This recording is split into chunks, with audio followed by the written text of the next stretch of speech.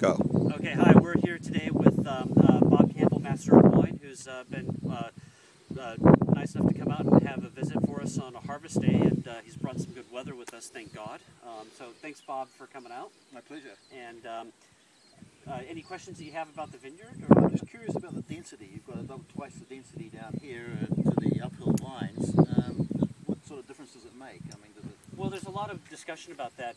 Our viticulturist, Dr. David Jordan, who I think you know, did all the initial plantings and establishment. And one of the things that David, in his research, has found is that it has a lot more to do not so much with vine density as it does with what you're looking about in terms of plant mass per acre.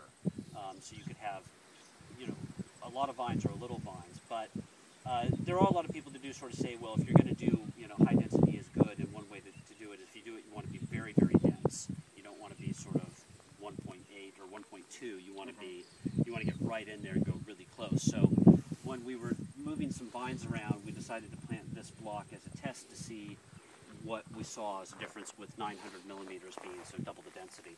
And so it's a couple years younger, but it's now getting into maturity, and it seems to be going well. We haven't really noticed, to be honest, as sort of what David sort of suggested, we haven't noticed a stunning difference yet, but it is... In fruit quality. In fruit quality, And what yeah. about, would you get a higher tonnage off the density? No, because you actually hectare, still crop to the same level. Oh, okay. So you have more vines, but each vine carries less fruit. Right. And this is the idea that's really appealing in Bordeaux and with the French, is they have, you know, small yields but lots of vines. But when it's this whole thing that really comes back to how much are you growing from a certain amount of land and how much of the vines and the vine balance. But it must be more work, you know, pruning and leaf work. Well, and this stuff is like a that. reason why, like in Australia, and as David will tell you, a lot of people have gone to something like 1.8 because there is certain economies of scales and efficiency with it. But I think that this is a very hot topic with a lot of people. So a lot of people have some very strong opinions about it. So that's one of the reasons we want to do it and see. Well, let's, you know, what do we see about the difference? Right. Everybody does have a really strong opinion about it, but one way to do it is actually try it yourself. So more work, so proceed if there's a significant difference in quality, fruit quality, I guess is the thing. Otherwise, carry on with the 1.8.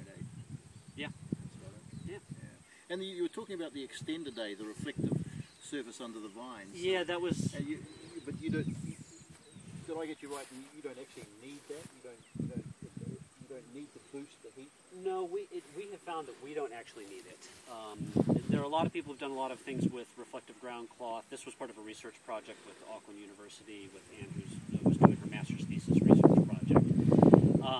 What we found were things different than what we expected to, that it boosted other levels and other compounds that are not necessarily so relevant for us, but maybe useful for other white wine growers, funnily enough. And you see a lot of this in other people in vineyards around New Zealand doing oyster shells, glass, and things like that. And I mean, there is a lot to say for light reflection, and it can be a really good thing. But Only if you really need the extra light, I guess. that's right. And there's also problems with it, because if you reflect all that light up, you actually take heat off the ground, so you can actually cool the root zone. Okay, that's So you have to be careful with it, because at times you go, well, that's good, but then is there a penalty where we've actually got our ground temperatures have dropped, and now how is that affecting? Because root temperature has a huge effect on how the vines behave. Of course, yeah. So it's kind of, you know, you say, oh, if it's perfect, just why not everybody do it? But there are other factors you have to take into consideration. Well, I should throw this camera away and we'll go pick some grapes. Okay, thanks, Bob. All right, we'll talk to you guys later.